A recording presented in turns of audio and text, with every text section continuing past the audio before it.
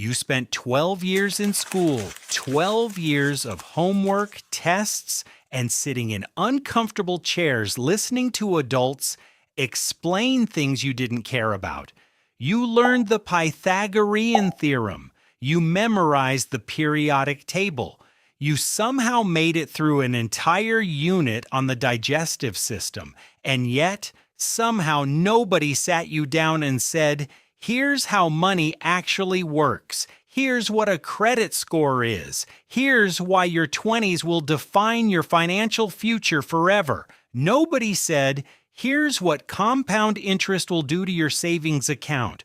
Or, more importantly, "Here's what it will do to your debt if you ignore it." And that silence, that gap in your education, it has cost Americans collectively trillions of dollars, real money, your money. I'm here to fix that, starting right now. My name is Max, and this channel exists for exactly one reason: to teach you everything school refused to. No jargon, no condescension, no pretending this stuff is complicated when it's actually not. Just the real information that will actually change your financial life.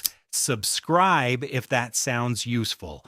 And let's start with the 7 things about money that school should have taught you but didn't. Number 1, compound interest. Albert Einstein allegedly called it the 8th wonder of the world. He said those who understand it earn it. Those who don't pay it. Here's what that means in plain English. When you save or invest money, you earn interest. But then you earn interest on that interest. It snowballs. It grows on itself. If you put $1,000 in an account earning 7% annually and never touch it, in 40 years, you'll have over $14,000. You did nothing. Money did the work. But here's the dark side. That same principle works against you with debt. Credit card at 22% interest, that debt compounds too. Every month you carry a balance, it grows on itself relentlessly. The lesson: time is the single most important variable in this equation.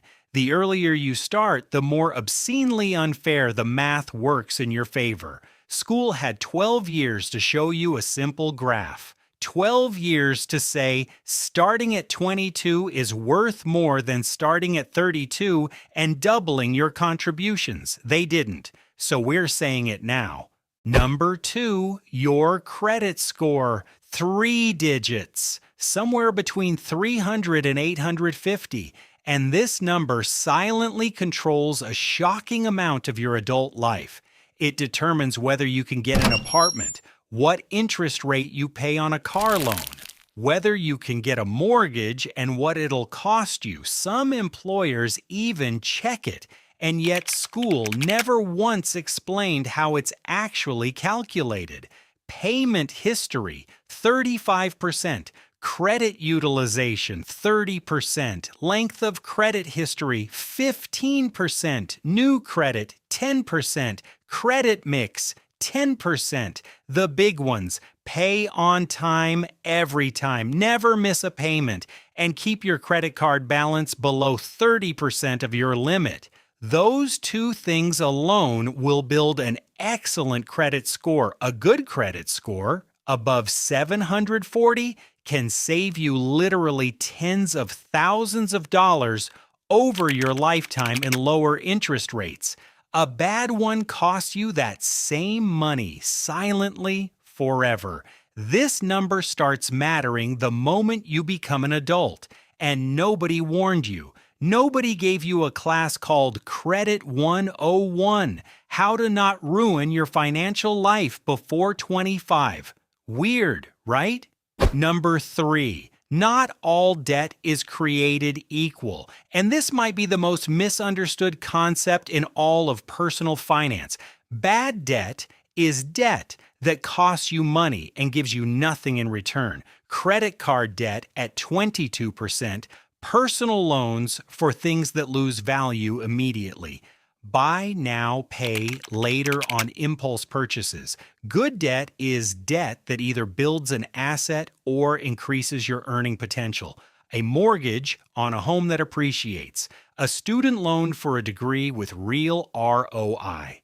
A business loan that generates profit. The key question to ask before any debt: will this make me more money than it costs?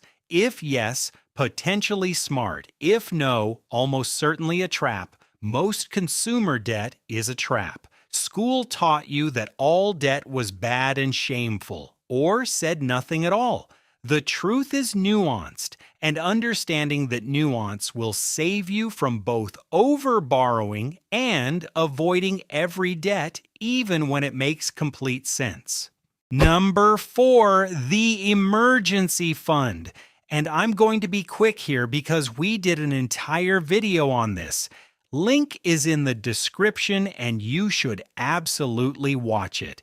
The short version: before you invest a single dollar, you need money sitting in a savings account that you will not touch unless something genuinely breaks or falls apart. 1 in 3 Americans has zero. The median is $500, and people wonder why a single unexpected expense sends them spiraling into credit card debt. 3 to 6 months of essential expenses in a high-yield savings account, not invested, not in your checking account where you'll spend it. Separate, safe, boring, essential. This is your financial immune system. When life inevitably punches you in the face, and it will, this is what keeps you standing instead of spiraling. Number 5, tax-advantaged retirement accounts. This is where most people's eyes glaze over. So let me make this as clear as humanly possible. The government gives you legal ways to shield your money from taxes. Not cheat, not evade, legal, encouraged, designed specifically so that you, a normal person, can build wealth. A 401k is offered through your employer. You contribute pre-tax money, meaning you pay taxes later, not now.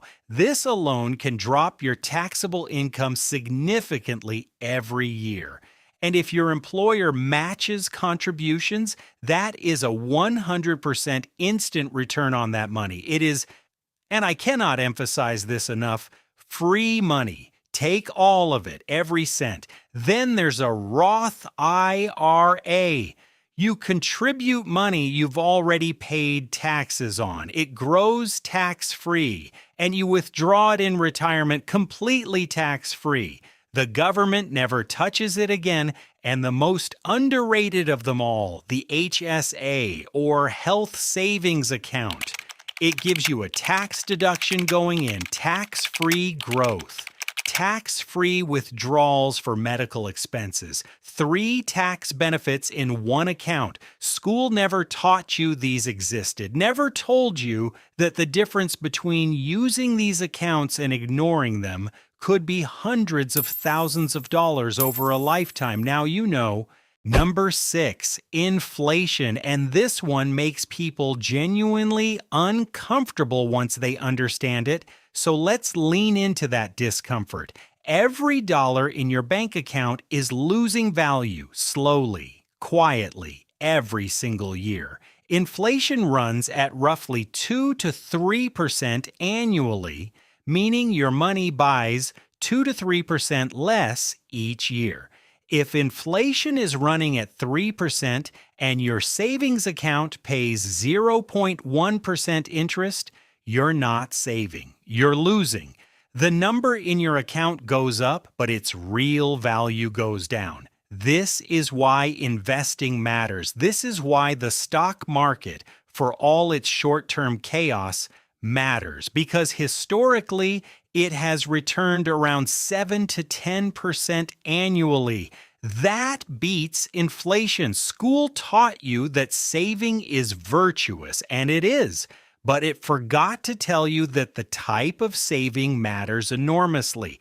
Cash under a mattress isn't saving, it's slowly dissolving.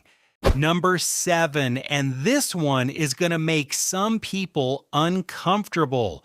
The financial literacy gap is not an accident. Wealthy families teach their children about investing, compound interest, tax strategy, and asset building from a young age.